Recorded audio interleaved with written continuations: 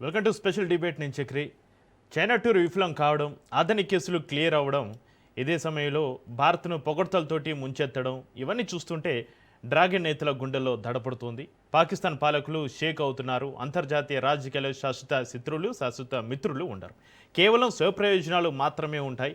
China చేతిలో దెబ్బతిన్న Trump ఇప్పుడు ఇండియా వైపు మొగ్గు చూపుతున్నారు. దోస్తు మేరా దోస్త్ అంటూ వ్యూహాత్మకంగా అడుగులు వేస్తున్నారు. ఇంతకీ ట్రంప్ టార్గెట్ ఏంటి? బీజింగ్లో ఏం జరిగింది?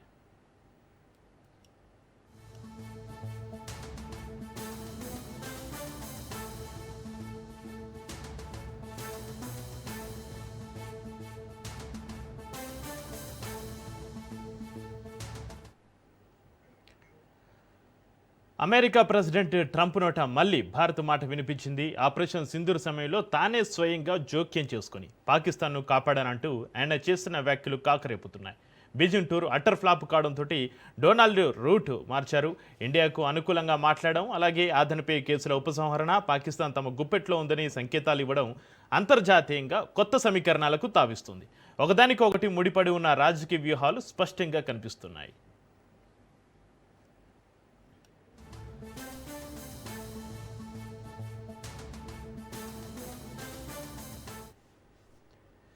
ఇండియా పాకిస్తాన్ మధ్య జరిగిన ఆపరేషన్ సింధూర్ సమయంలో మధ్యవర్తిత్వంపైన ట్రంప్ మరోసారి మాట్లాడారు. తొలుత కాల్పుల విరమణకు తాను అస్సలు ఒప్పుకోలేదని చెప్పుకొచ్చారు. కానీ పాకిస్తాన్ పైన జాలి చూపిస్తూ సీజ్ ఫైర్ కుదిర్చినట్లుగా ఆయన తెలిపారు. పాక్ ప్రధాని షహబాజ్, ఆర్మీ చీఫ్ మునీర్ తనను ఎంతో బ్రతిమలారు.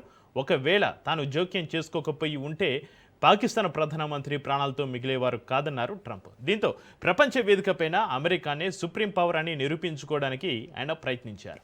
వాస్తవానికి అంతర్జాతీయ సమాజం నుంచి వచ్చిన విజ్ఞప్తులు, వ్యూహాత్మక ప్రయోజనాలను బేరేజీ వేసుకునే ఇరు దేశాలు చర్చల ద్వారా వెనక్కి తగ్గాయి.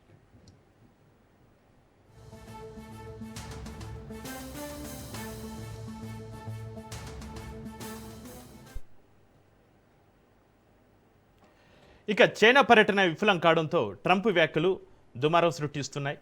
అమెరికా ఆర్థిక వ్యవస్థకు, సాంకేతిక ఆధిపత్యానికి సెమీకండక్టర్ చిప్స్ చాలా కీలకం.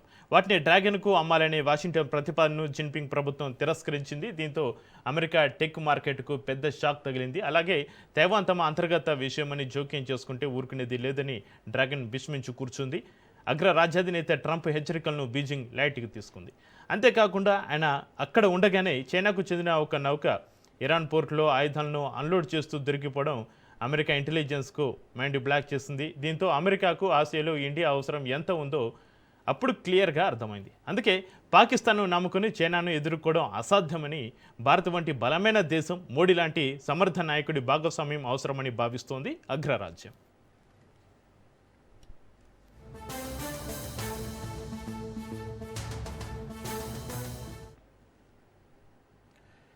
మరోవైపు అమెరికాలో ఆధునిక గ్రూప్పై ఉన్న కేసులను వెనక్కి తీసుకోవడం వెనక పక్కా పొలిటికల్ బిజినెస్ స్ట్రాటజీ కనిపిస్తుంది. భారత పోర్టులు, శక్తి రంగంలో కీలకంగా ఉన్న ఆధునికపైన కేసులు ఉంటే అది ప్రభుత్వంతో ఉన్న సంబంధాలపైన ప్రభావం చూపడం ఖాయం. అంతేకాకుండా చైనా బెల్ట్ అండ్ రోడ్ ప్రాజెక్టులకు కౌంటర్గా భారత్, అమెరికాలు కలిసి పనిచేయాలంటే అదాని సంస్థల మద్దతు అవసరం.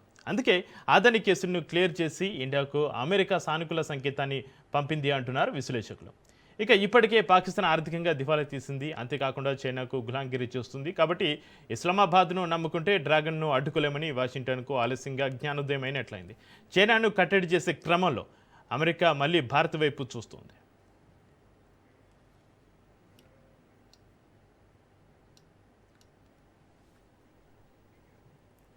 ఇక చైనాను కట్టడి చేసే క్రమంలో అమెరికా మళ్ళీ భారత్ వైపు చూస్తుందా అనే అంశంపైన చర్చిద్దాం. మనకు అందుబాటులో ఉన్నారు ప్రముఖ రాజకీయ విశ్లేషకులు బండారు రామ్మోహన్ రావు గారు. బండారు రామ్మోహన్ రావు గారు, నమస్కారం అండి. నమస్తే, చెప్పండి. రామ్మోహన్ రావు గారు, అంతర్జాతీయ వేదికలపైన చైనా ఆధిపత్యాన్ని తగ్గించడానికి అమెరికాకు ఆసియాలో భారత్ కంటే నమ్మకమైన భాగస్వామి లేరనే నిర్ణయానికి ట్రంప్ వచ్చారంటారా రామ్మోహన్ రావు గారు? చక్రి, మీకు అట్లాగే రాజకీయ ప్రేక్షకులు నమస్కారం. ట్రంప్ మాటలను నమ్మలే ఉంటున్నాను. గతంలో మనకు పలానా వారి మాటలు అర్థాలే వేరులే అనే మాట్లాడాం కదా, అలాగే ఇప్పుడు ట్రంప్ మాటలకు అర్థాలు వేరుగా ఉంటాయి. ఏం మారింది చెప్పండి. ఇప్పుడు డ్రాగన్తో దెబ్బతిని అక్కడ అవమానాల పాలి ఆఖరి జర్నలిస్టులు, అమెరికా జర్నలిస్టులను కూడా ఒక రూమ్ లో బంధించి ఒక రకంగా చెప్పాలంటే ఆయన పర్యటనలో పోని పరిస్థితి చూసిన అమెరికన్ జర్నలిస్టులు కూడా చాలా పెద్ద ఎత్తున నిరసన వ్యక్తం చేయడంతో పాటు ఉమ్, మేము మీ జర్నలిస్ట్ అమెరికాకు వచ్చినప్పుడు మేము కూడా అదే విధంగా వ్యవహరిస్తామని పరస్పరం ఘర్షించుకునే సందర్భం చూశాం కదా. అందుకని ఆఖరికి అమెరికా విదేశాంగ మంత్రి మార్క్ రూబెర్ను అక్కడికి రావడానికి కూడా పేరు మార్చుకొని రావాల్సి వచ్చింది అమెరికా. మన చూశాం కదా, ఆ పేరు మీద నిషేధం ఉంది కనుక పేరు మార్చుకొని మరీ రావాల్సిన పరిస్థితి వచ్చింది. అమెరికా మంత్రి మార్చుకొని రావాల్సి వచ్చింది. కానీ చైనా ఖచ్చితంగా దృఢంగా వ్యవహరించింది. ఓ రకంగా నా ఉద్దేశం అంటే అమెరికా అధ్యక్షుడు దిగిరాలే కానీ అమెరికా అధ్యక్షుడికి అక్కడ శృంగభంగం ఎదురైంది కనుక మళ్ళీ పాత పాట పాడుతున్నాడు.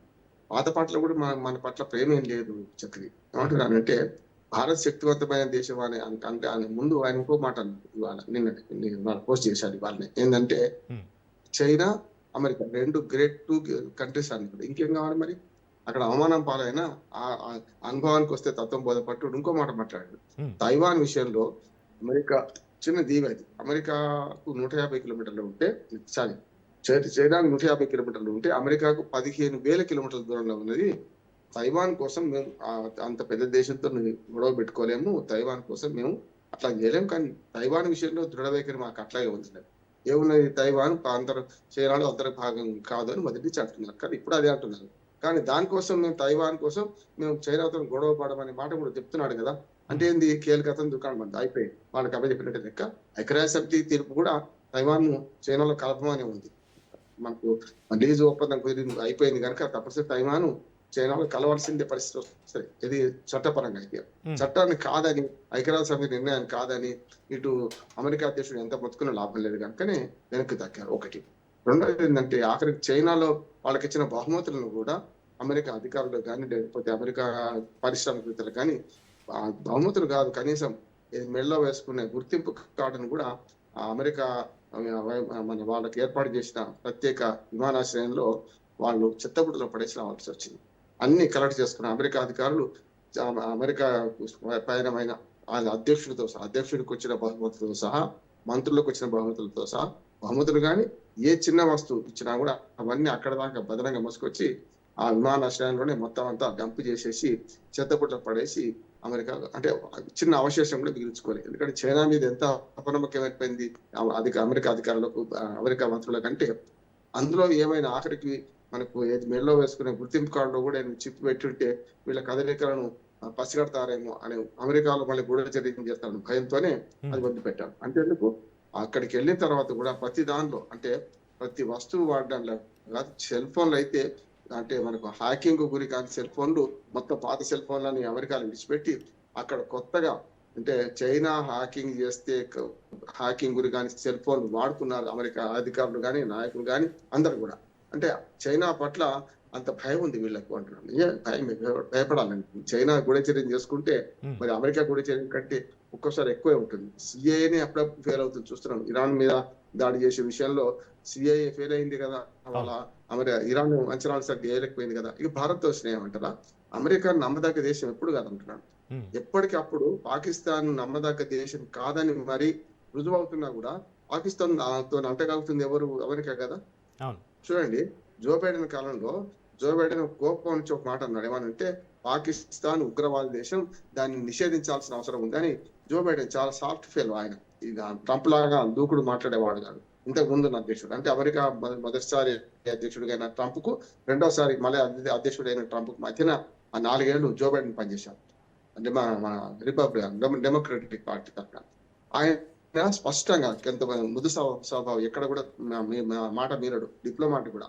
ఆయన ఏమన్నాడు, పాకిస్తాన్ దుర్మార్గమైన దేశం, ఉగ్రవాద దేశం, మొత్తం అసలు ప్రపంచ ఉగ్రవాదానికి ఊతమిస్తుంది అని అంటే పాకిస్తాన్ ధీటైన జవాబు ఇచ్చింది. ఏమనంటే అసలు అయ్యా మీరు నేర్పించింది నీరజాక్ష అన్నట్టు మీరు నేర్పిందే కదా. ఆఫ్ఘనిస్తాన్ లో పోరాడలేక మాతోని సహాయం తీసుకొని మా ద్వారా ఆఫ్ఘనిస్తాన్ మీద దాడి చేసి మీరు గెలిచారు కదా, మీరు అక్కడ తిష్ట వేశారు కదా, గెలవలే, అక్కడి నుంచి పారిపోయి వచ్చారు అమెరికా సైన్యం అంతా. కనుక మీరే మాకు నేర్పిన విద్య అని పాకిస్తాన్ కూడా హెచ్చరించింది కదా అన్నది అమెరికా అన్నది కదా. కనుక పాకిస్తాన్ ఎప్పుడో నమ్మదగ్గ దేశం కాదు తనకు తెలుసు. కానీ గాడిదను గుర్రాన్ని ఒకే ఘాటన కట్టి మొన్నటిదాకా మాట్లాడిన ట్రంప్ కొంచెం స్వరం మార్చాడు. మీరు అన్నది కరెక్టే చక్రి. ఎందుకంటే ఏం మార్చింది అంటే ఈ రెండు దేశాలు శక్తివంతమైన అన్నాడు కదా. ఇదివరకు పాకిస్తాన్ ఇండియా సమానంగా పాలించే శక్తివంతమైన దేశం అన్నాడు. నేను ఆపితేనే యుద్ధం ఆగిందాను. నిజంగా మీరు అన్నట్టు ఎక్కడ ఆగింది చెప్పండి? యుద్ధం ఆపింది మనం ఏంటంటే, మన యుద్ధ లక్ష్యం ఏంటంటే కొనసాగించాలి. ఉక్రెయిన్ రష్యా యుద్ధం లాగాను, ఇరాన్ ఇక్కడ అమెరికా యుద్ధం లాగాను, లెబనాన్ ఇజ్రాయిల్ యుద్ధం లాగా మనం కొనసాగించాల్సుకోవాలి. మనకు జరిగిన నష్టానికి పహల్గామ్ సంఘటనకు ధీటుగా మనం ఏం చేశాం? వాళ్ళ దేశ సరిహద్దుల్లోకి చొచ్చుకెళ్ళి 6 చోట్ల 6 గంటలు యుద్ధం ముగించి వచ్చేసినాం. ఆపరేషన్ సింధూర్ 1. సెకండ్ సారి పిఓకేలో ఉన్న ఉగ్రవాద స్థావరాలను నాశనం చేసి వచ్చినాం. అంతే కదా? మనం ఎందుకు వచ్చినంటే మనం ఆలోచించి అక్కడ సైనికాధికారులు, ఇక్కడ అధికారులు, ఉన్నతాధికారులు, మేజర్ల లెవెల్లో మాట్లాడుకుంటే యుద్ధం ఆగింది తప్ప ఎక్కడ కూడా అమెరికా తలుచుకుంటే యుద్ధం ఆగలే. అణు యుద్ధాన్ని అంటారు. జరిగితే కదా నువ్వు ఆపింది. ఇప్పుడు యుద్ధం జరగలేదు. కేవలం అక్కడ స్థావరాలను కొట్టేసి వచ్చిన వాళ్ళ శక్తిని ఒక 10 ఏళ్ళు వెనక్కి తీసుకెళ్ళి నిర్వీర్యం చేసినాం. అంతే కదా మనం చేసిన పని. అందుకనే అమెరికా అధ్యక్షుడు ఇవాళ మన పట్ల ఏమి సానుభూతి లేదు, వాడికి ఆ సమస్య లేదు. వాటి ఏంటంటే అక్కడ అనుభవంతో మాట్లాడుతూ మరొక్కసారి భారత్ సహాయం తీసుకోవాలని కోరుకుంటుంది తప్ప ఇంకోటి ఏం జరిగిన పర్వాలేదు. చిప్స్ తయారీలో కూడా హాంకాంగ్ మన పెద్ద ఎత్తున తైవాన్ పెద్ద ఎత్తున మన మా చిప్స్ తయారీ దొంగిలించి చైనాకి సప్లై చేస్తున్నాం అంటున్నాడు కదా. నిజమే కదా? మరి చిప్స్ కొనుగోలు చేయమని కోరాడు. కంప్యూటర్ చిప్స్ కొనుగోలు చేయమని అమెరికా అధ్యక్షుడు చైనాను కోరింది. మీ సహాయం అవసరం లేదు, మీ వ్యాపారం అవసరం లేదని చైనా తిరస్కరించింది కదా. చైనా ఎప్పుడు పడుకుగానే ఉంది. అది ఏమైనా కానీ మనకు శత్రువే కావచ్చు, కానీ ప్రపంచ రాజకీయాలను చైనా ఏ దేశంతో యుద్ధం చెయ్యదు. మనతో 1962లో చేసింది. ఇప్పటిదాకా చైనాతో మనకు యుద్ధం జరగలేదు. ఆర్థిక యుద్ధాలు జరుగుతున్నాయి, సామాజిక యుద్ధాలు జరుగుతున్నాయి. రకంగా పక్క దేశం పాకిస్తాన్ ప్రోత్సహిస్తుంది, బంగ్లాదేశ్ ప్రోత్సహిస్తుంది, శ్రీలంకను ప్రోత్సహిస్తుంది. ఆఖరి మాల్దీవ్స్ ను విడిచిపెట్టకుండా మనకు వ్యతిరేకంగా ప్రోత్సహించింది చైనా ఆ విషయంలో. కానీ పాకిస్తాన్ తో యుద్ధం వచ్చిన 2 సార్లు కూడా చైనా డైరెక్ట్ గా ఎప్పుడు పాకిస్తాన్ సపోర్ట్ చేస్తే మనతో యుద్ధం చేయలే ఇప్పుడు. కనుక చైనానేమో నమ్మదగ్గ శత్రువు, రష్యా అనేమో నమ్మదగ్గ మిత్రుడు. నమ్మలేని మిత్రుడు ఎవడని ఉంటే అమెరికా. నమ్మదగ్గ మిత్రుడు అస్సలు కాదు అమెరికా. అమెరికా తన అవసరాల కోసం అనేక జిమ్ముక్కులు చేస్తుంది, అటు ఇటు మాట్లాడుతుంటది. అందుకని చాలా సార్లు అమెరికా పట్ల మన పాత కాంగ్రెస్ ప్రభుత్వం కానీ, మన బీజేపీ వచ్చిన వాజ్పేయి గారు కానీ, ఇప్పుడు మోడీ గారు కానీ, నాకు ట్రంప్ చాలా మిత్రుడు, ట్రంప్ కు ఓటేయండి, మోడీ అని వాళ్ళు అక్కడ ప్రచారం చేసిన, ట్రంప్ కు 20 ప్రచారం చేసిన మిత్రుడు అంటున్నాడు, పక్కలో బలం పెట్టి కూర్చుంటున్నాడు. అంటే కడుపులో కత్తులు పెట్టుకొని మన మోడీని గౌరవించుకుంటుంది. అది నమ్మాల్సిన అవసరమే లేదు. మోడీ కూడా చాలా విశ్వనాయకుడిగా చెప్పారంటే ఎక్కడ ఉంచానో అమెరికా అధ్యక్షుని అక్కడే ఉంచాడు. ఇప్పుడు కుక్క చాలా మరుగుతుంటది, మన దాన్ని మనం పోతాం. కుక్క మరుగుతుంటే ఏనుగు తిరగబడదు కదా. ఇదే అంతే. మనం కూడా ఏం చేసినామంటే పాకిస్తాన్ ఇండియా యుద్ధం నేనే ఆపినని 12 సార్లు అంటే మాట్లాడుతున్నాడంటే ఒరేటోడు ఊరిపోతాడు. ఇప్పుడు వణకితే మనం పోదాం అన్నట్టు మనం చూస్తున్నాం. కానీ అది విమర్శ పాల్పడుతుంది. ఎందుకంటే ప్రతిపక్షాలు ఏమంటున్నాయి, మోడీ ఎందుకు మాట్లాడతలేడు, ఆయన యుద్ధం ఆపినంటే నువ్వు ఆపలేదని ఎందుకు చెప్పడం లేదు, ఎవరి జోక్యము లేదని ట్రంప్ జోక్యము లేదని ఎందుకంటే లేడు అని విమర్శ మాత్రం మోడీ గారు కూడా కట్టుకుంటారు. రామారావు గారు, మీరు చెప్పినట్టుగా నమ్మలేని మిత్ర దేశం అమెరికాను అస్సలు నమ్మలేని పరిస్థితి ఉందని. అయితే అంతర్జాతీయ రాజకీయాలు శాశ్వత శత్రువులు మిత్రులు ఉండరు, స్వప్రయోజనాలే ముఖ్యం అనే సూత్రం ప్రకారం రేపు ఒకవేళ చైనాతోటి అమెరికాకు ఏదైనా వ్యాపార ఒప్పందం కుదిరితే ట్రంప్ మళ్ళీ భారత విషయంలో రూటు మార్చే అవకాశం ఉంది అంటారా? ఖచ్చితంగా. అమెరికా అధ్యక్షుడు ట్రంప్ ఉన్నంత చంచలత ఇంకెవరికి లేదు. ఇప్పటిదాకా అమెరికా అధ్యక్షుడు ఇంతమంది పనిచేసినా ఎవడు కూడా తమ స్వప్రయోజనాలు చూసుకున్నారు, కానీ తనను మారిన ధర్మం లేదని తప్పు కూడా కాదు. అమెరికా ఫస్ట్ అని నేను కూడా సమర్థించాం, తప్పులేదు. కానీ దాని పట్ల అమెరికా ఫస్ట్ అని ఇంకోటి సెకండ్ చేసి ఇంకోటి పనికి రాకుండా చేస్తే తప్పు అంటున్నాను. ఎందుకంటే అమెరికా అధ్యక్షుడి మాటలకు చాలా నీలకంఠ మాటలు అంటాం. ఇప్పుడిప్పుడే మాట్లాడుతాడు, ఇప్పుడిప్పుడే వెనుకపోతాడు. అంటే పాకిస్తాన్ అధ్యక్షుడిని చంపేవారు అని అన్నది మాత్రం మనకు అనుకూలం అనుకుంటున్నాం మనం. అవును, నిజంగానే ఆ పాకిస్తాన్ అధ్యక్షుడు కనుక కొంచెం వెనక ముందు చేస్తే అధ్యక్షుడిగా ప్రధానమంత్రిని అప్పుడు చచ్చిపోయేవాడు, తిరగబడలేవాడు. తర్వాత కామ్గా ఊరుకున్నారు. యుద్ధం ఆపరేషన్ 1, 2 సింధూర్ 1, సింధూర్ 2 తర్వాత వాళ్ళు తిరగబడలే, మనకు తెరువు రాలేవాళ్ళు. ఎందుకంటే అప్పటికే పూర్తిగా వాళ్ళ సైనిక శక్తి అంతా నశించిపోయింది. ఉగ్రవాద సవాళ్ళు మొత్తం నాశనం చేసినాం. వాళ్ళ శక్తి ఉంటే కదా మనం తిరగబడ్డారు మన మీద. కనుక ఇప్పుడేమంటున్నాడు, భారత్ శక్తివంతమైన దేశం, ఆయన చంపేవారు అని ఇప్పుడు మాట్లాడుతున్నాడు. అప్పుడేమీ మాట్లాడలే. గాడిదైన కుర్రాడు ఎందుకు ఒకే కట్టిండు. ఇరు పాకిస్తాన్ ఇండియా 2 అణ్వాయుధాల దేశాలు, 2 కూడా మన శక్తివంతమైన దేశాలు అనే మాట మాట్లాడాడు కదా. అందుకని అమెరికా అధ్యక్షుడి మాటలు ఇప్పుడుంటే రేపుండదు, రేపుంటే ఎల్లుంటుంది. చూస్తున్నాం కదా. పోస్ట్ ట్రూత్ భావన అనేది ఉంటుంది. అంటే పోస్ట్ ట్రూత్ మన థియరీ ఉంటుంది. దాంట్లో ఏంటంటే సత్యానంద ద్వారా భావన అంటారు. అందులో ఏమైందంటే ట్రంప్ ను ఇవాళ అనేక మంది మానసిక విశ్లేషకులు దీన్ని లెక్క తీసుకుంటారు. ఆ పోస్ట్ ట్రూత్ థియరీ చెప్పేటప్పుడు ఖచ్చితంగా అమెరికా అధ్యక్షుడి గురించి మాట్లాడుతున్నాడు, ట్రంప్ గురించి. ట్రంప్ రోజుకు 16 అబద్ధాలు ఆడతారు. 6 కాదు 16కి వచ్చింది ఇప్పుడు. రోజుకు 16 అబద్ధాలు ఆడుతున్నాడు. ఇట్లా అబద్ధాలు ఆడే నాయకుడి గురించే ఇవాళ ఉదాహరణ తీసుకుంటారు వాళ్ళు. అంటే ఇప్పుడు మాట్లాడిన మాట గంటకు ఉండదు, గంట తర్వాత మళ్ళీ ఉండదు ఉంటున్నాం కదా, చూస్తున్నాం కదా. ఇప్పుడు కాల్పుల విరమణ ఒక రకంగా ట్రంప్ ను రక్షిస్తుంది అంటున్నాడు. ఇదంతా బ్రీతింగ్ అంటే ఇరాన్ తో కాల్పుల విరమణ. ఓ ట్రంప్ చాలా కష్టాలు ఉన్నాడు చక్రి, ఇవాళ తక్కువ ఏం లేదు. అమెరికా కష్టాల్లో ఉంది, ట్రంప్ కష్టాల్లో ఉన్నారు. అమెరికా ఎందుకు కష్టాలు ఉంది? సుంకాల పెంపు వాళ్ళు ఎవరైనా నష్టపోయింది, వాళ్ళే నష్టపోయింది కదా. ప్రతి దానిలో డబ్బులు వాళ్ళే కట్టారు, తాగేవాళ్ళే కడతారు, చాలా పని అంటే వాళ్ళే ప్రజలే కట్టింది కదా పనులన్నీ కూడా. రెండోది యుద్ధం వల్ల సుమారు 5.5 లక్షల కోట్ల రూపాయలు మన రూపాయలు లెక్క పెడితే వాళ్ళు ఈ యుద్ధంతో ఖర్చు పెట్టారు. అది తక్కువ చెప్తున్నాను, దాదాపు 7 లక్షల కోట్ల రూపాయలు ఖర్చు అయింది అంటున్నారు. డాలర్ల మొత్తం లెక్క చూసుకుంటే డాలర్ విలువ పడిపోకున్నా సరే వాళ్ళు డాలర్లు ఎన్ని ముద్రించినా కూడా అక్కడ ఈ యుద్ధంలో పోయినాయి, డబ్బులు పోయినాయి కదా. రెండు, ఆఖరికి హోమ్ ల్యాండ్ సెక్యూరిటీ డబ్బులు కూడా ఖర్చు అయిపోయింది. అందుకని రిపబ్లికన్ వ్యతిరేకిస్తున్నారు. యుద్ధం చేసి మనం ఏం సాధించినా అనవసరంగా డబ్బులు ఓట్టుకున్నాం, ఆ యుద్ధ ఖర్చు అంతా మా ప్రజల మీద పడ్డది కదా, అంతే కదా, భారం వాళ్ళ ప్రజల మీద కదా, యుద్ధం మీద ఖర్చు పెట్టిందంతా ఆయన అట్లా అంటున్నారు. డెమోక్రాట్లు విమర్శిస్తున్నారు. చివరికి చావు తప్పి కన్నట్టు పోయినట్టు ఈ కాల్పుల విరమణ కారణం ఏంటంటే 60 రోజులు వరుసగా యుద్ధం కొనసాగితే అమెరికన్ సెనేట్ ఒక ఆమోదం తీసుకోవాలి, తీసుకోకపోతే చెల్లదు కనుక ఆమోదం లేకుండా యుద్ధం చేసింది కనుక ఆ లాస్ట్ 59 రోజులకి అంటే ఆయన ఏం చేసిన కాల్పుల విరమణ మొదలైన నాటికి అయిపోయింది అన్నాడు. కనుక ఆ రోజుతో 59 రోజులు అయింది, 60 రోజులు కాలేదు కనుక అనుమతి అవసరం లేదని తప్పించుకున్నాడు. సాంకేతికంగా తప్పించుకోవడానికి యుద్ధాన్ని ఒక రకంగా తాత్కాలిక కాల్పుల విరమణ ఒప్పుకున్నాడు. ఇప్పుడు అది విరమణ కొనసాగుతుందంటే అమెరికాకి ఎంత రిలీఫ్ అంటే ఇప్పుడు రేపు పొద్దున రూపాయి ఖర్చు కావాలన్నా వాళ్ళకి లేదు కనుక ఎట్లా ఇట్టి పరిస్థితులలో దీన్ని వాయిదా వేసే ప్రయత్నం చేస్తున్నాడు. కానీ పైకి బీరాలు పలుకుతున్నాం, చూస్తున్నాం కదా. వాళ్ళు ఏమంటున్నారంటే ఇది తుఫాను ముందు ప్రశాంతత, రేపు పొద్దున ముందు పెట్టవచ్చు మళ్ళీ యుద్ధం అనే మాట మాట్లాడుతున్నారు. ఇంకొక మాట మీరు మీ ఇంటర్వ్యూలో చెప్పారు, ఇరాను మనకు చైనా నౌక నాపడం కరెక్ట్. ఎందుకంటే మిత్రులైనా సరే శత్రువులను చూస్తాం, మిత్రులైనా సరే మేము ఎక్కడా కూడా తమ్ముడే పేకాటే ధర్మం దాని మీద ఇరాన్ ఏం చేసింది, చైనా ఈ నౌకలను ఆపింది, చెక్ చేస్తున్నది, చూస్తున్నాం కదా మనం. అందుకనే ఇక్కడ చైనా నౌక ఆపడంలో ఇరాను అమెరికాకు శత్రువు ఏం కాదు, వాళ్ళందరి పట్ల ఒకే రకంగా ప్రవర్తిస్తున్నారు మంచి ఉదాహరణ. అందుకనే ఇరాన్ ఇప్పుడు కొరకరాని కొయ్యగా మారింది, అటు పక్క రష్యా జోక్యం చేసుకుంటాను మాట అన్నది. కనుక ఈ విపత్కర పరిస్థితులలో మార్చిలో జరగాల్సిన చైనా పర్యటన వాయిదా పడి, ఈ యుద్ధం వల్ల వాయిదా పడి మొన్న 2 రోజులు తూతు మంత్రం అనుకుంటే మొత్తం మీద పర్యటన చేసినా అంటే చేసిండు, కొండేపి పోయిండు, మళ్ళీ తిరిగి వచ్చిండు. నేను సామెత ఉంది కదా చక్రి మనకు, అట్లానే ట్రంప్ చైనాకు పోయిండు, తిరిగి వచ్చిండు 2 రోజుల పర్యటనలో. ఆ 2 రోజుల్లో అనేక చేదు అనుభవాలు ఎదుర్కొన్నాడు. నిజంగా చెప్పాలంటే ట్రంప్ పైకి చెప్పుకుంటాడు, ఎందుకంటే దెబ్బలు పడ్డాడు ఎప్పుడు కూడా. నేను చిన్న దేశంతో దేశం దెబ్బ పట్టాడు ఎవడు ఒప్పుకోడు, పెద్దవాడు. కనుక ఇప్పుడు కింద పడ్డా పై పడ్డా నాదే ఆయన పై చేయనేమంటుండు. చైనాతో మంచి సంబంధాలు కొనసాగి మంచిగా జరిగింది అంటున్నాడు, ఎక్కడ విమర్శించారు చూసింది కదా.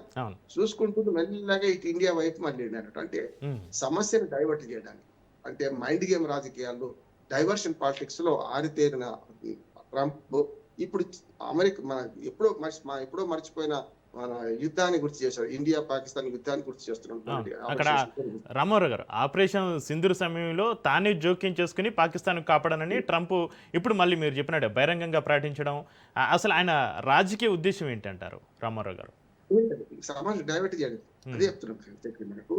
డైవర్షన్ పాలిటిక్స్ అట్లాగే మైండ్ గేమ్ రాజకీయాలు ఈ రెండు చేస్తుంది. అంటే చైనా పట్టిక విఫలమైందా అని బాగా ఫోకస్ కావద్దు. అంటే ఏం చేయాలి, ఇప్పుడు ఈ మాట ముందుకు వస్తుంది, అవన్నీ వెనక్కిపోతాయి. అందుకనే చైనాలో స్ఫూర్తిగా వాళ్ళు ఎక్కడ ఉంచాలో అక్కడ ఉంచారు.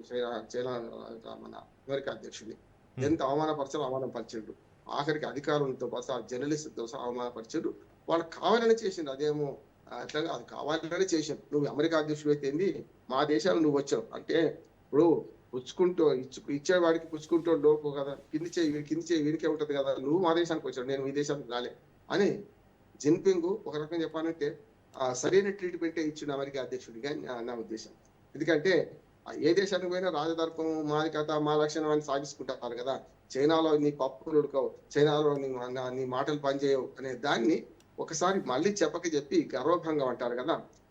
ట్రంప్ కు గర్వభంగం జరిగింది. ఆ గర్వభంగాన్ని బయట చెప్పుకోలేక, బయట అనలేక, బయట ప్రజలు గమనిస్తున్నారు కనుక చైనాలో ఆయన గర్వభంగం అయిందని. దీన్ని డైవర్ట్ చేయడానికి టక్కున ఆయనకి వచ్చింది ఏంటి, పక్కనే ఉన్న భారతదేశాన్ని పాకిస్తాన్ యుద్ధంలో యుద్ధం అనే మాట ముందుకు వచ్చారు. అవును. అప్పుడు ఇప్పుడు అంటే మాట ఏం మాట్లాడింది, ఇప్పుడు పాకిస్తాన్ కొంచెం వీక్ గా ఉంటే అందుకని వాళ్ళని రక్షించడానికి నేను వచ్చినాను. మరి ఒకనాడు ఏమన్నాడు, భారత్ పాకిస్తాన్ యుద్ధం వల్ల భారత్ మొత్తం నాశనం అయిపోయేది, వాళ్ళకి అణుశక్తి ఉన్నది, పాకిస్తాన్ వాళ్ళు అణుబాంబు వేస్తే ఒక అణు యుద్ధాన్ని ఆపిన, అంటే ఆయన ఆపిన 9 యుద్ధాలు ఇది కూడా కలుపుకున్నాడు. ఆయన ఆపిన అంటున్నా, నేను ఆపిన యుద్ధాలు కూడా అంటలేదు, ఆయన ఆపిన అంటున్నా, ట్రంప్ ఆపిన అంటున్నా 9 యుద్ధాల్లో దీని కూడా కలిపి అంటున్నాను నేను. ఇవాళ ఏం మారినట్లెక్క, మారిన మనిషి ఏం కాదు. అవును, అసలు ట్రంప్ ఏం మాట్లాడుతున్నా కూడా తెలియని పరిస్థితులు. రేపటికల్లా ఈ స్టేట్మెంట్ మళ్ళీ మాట్లాడుకోండి. అందుకు పాకిస్తాన్ మంచిదే, శక్తివంతమైన దేశం, రేపు అనకపో చూడండి వాళ్ళకి. అవును. అయితే రామారావు గారు, ఇక్కడ సెమీ కండక్టర్ల ప్రతిపాదనను చైనా తిరస్కరించడం, తైవాన్ విషయంలో వెనక్కి తగ్గకపోవడం చూస్తుంటే అసలు అమెరికా హెచ్చరికలను చైనా లైట్ తీసుకుంటుందా? దీనివల్ల భవిష్యత్తులో గ్లోబల్ టెక్ మార్కెట్ ఎలా ప్రభావితం అవుతుందంటారు? ఖచ్చితంగా పూర్ణ స్పర్ధలు విద్యలందే, వైరములు వాణిజ్యం అంది అని గురిదాడ పరావాలు ఎన్నడో రాశారు. స్పర్ధలు ఉంటాయి, విద్యల స్పర్ధలు ఉంటాయి. మనకు వైరాలేమో వాణిజ్యాలు వైరాలు ఉంటాయి. వాణిజ్య వైరాలు లేకుండా ఎవరు వాణిజ్యంలో ముందుకు అవతల వాడికన్నా నేను వాణిజ్యంగా తెలుసుకుంటే నేను వాడికన్నా ఎక్కువ నాణ్యత గల వస్తువులను తయారు చేయాలి, కనీసం ప్రచారం లేక చేసుకోవాలి, వాడికన్నా మంచిది అని చెప్పి ప్రచారం పట్టవడం చూపించారు, గెలవాలి కదా. ఇది అంతే. ఏమైతుందంటే ఆయన తన బలహీనత చెప్పుకున్నాడు కదా. తైవాన్ విషయంలో ఒకటేమో మీరు అన్న సెమీ కండక్టర్ విషయంలో మాకు మీద వద్దే వద్ద అంటున్నారు, అమెరికా నుంచి మాకు దిగుమతులే వద్దన్నాడు కదా చైనా, మేము మాది చేసుకుంటాం అంటున్నాం. సమస్యలు అక్కడ పోయింది, వ్యాపారం జరిగిపోయింది. ఇక తైవాన్ విషయంలో మనకు ఎక్కడికక్కడ ఏదైతే 150 కిలోమీటర్ల వారి దగ్గర భౌగోళికంగా నాకు 15,000 కిలోమీటర్లు, నేను దాన్ని ఏం చేయలేను అంటే ఎవరికి చేతులు ఎత్తినట్టుగా పలైన వాళ్ళ చేతులు ఎత్తినట్టే కదా. అంటే దాన్ని సాధిస్తాం, దాన్ని వేరే స్వతంత్ర దేశంగా ప్రకటిస్తాం అని వీరాలు వెలకిన ఇదే ట్రంప్ ఇవాళ వాళ్ళు చూసుకుంటాం, మనం ఏం చేయలేము అని చెప్పి ఒక శక్తివంతమైన దేశంతో మేము తైవాన్ కోసం గొడవ పెట్టుకోము అని వాళ్ళు అన్నాడు కదా. అయిపోయింది, ఎందుకు అంతకనే ఏం కావాలి.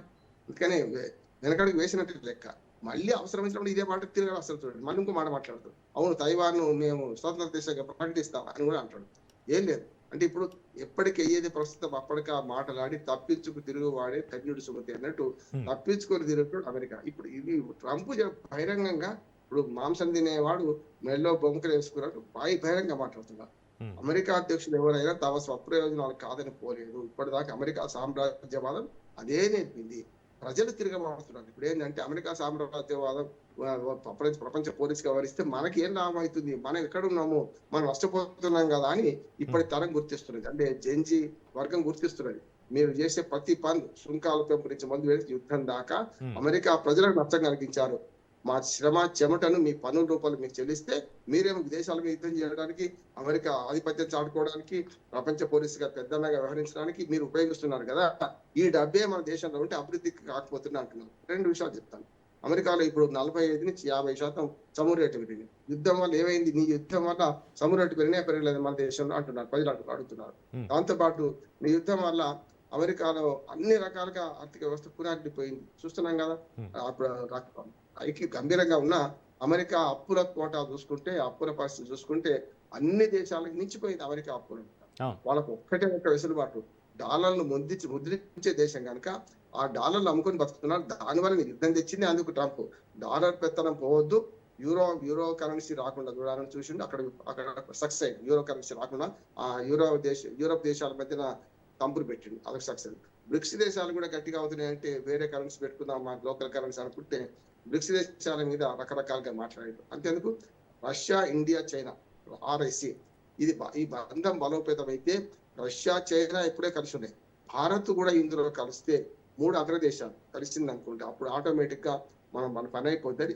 సాబరాటాలు పెట్టుడు, మీరు నాశనం అయిపోతారు అంటారు రకరకాల. ట్రంప్ ఎట్లా అంటే నల్లకాడి పంచాయతీలు ఆడవాళ్ళు తిట్టుకుంటారే ఆ టైప్ తిట్టిండు ఆయన. ఎప్పుడు తిట్టిండు అంటే మనం నాశనం అయిపోతారు మీ ప్రపంచంలో, ఇండియా నష్టపోతుంది, వాళ్ళ ఇద్దరి మధ్యన ఇద్దరు దిగ్గజాలు ఇద్దరి మధ్యన శాండ్విచ్ అయిపోతారు అని మాట మన గురించి మాట్లాడింది. అంటే ఒక దేశ అధ్యక్షుడు మాట్లాడే మాటలేనవి, సమస్య లేదు. ఆయన అసలు దేశ అధ్యక్షుడు వ్యవహరిస్తున్నాడు. నేను ఎప్పుడు పాపం ఒక దేశ అధ్యక్షుడు లెక్క వ్యవహరించే భాష కాదు అది.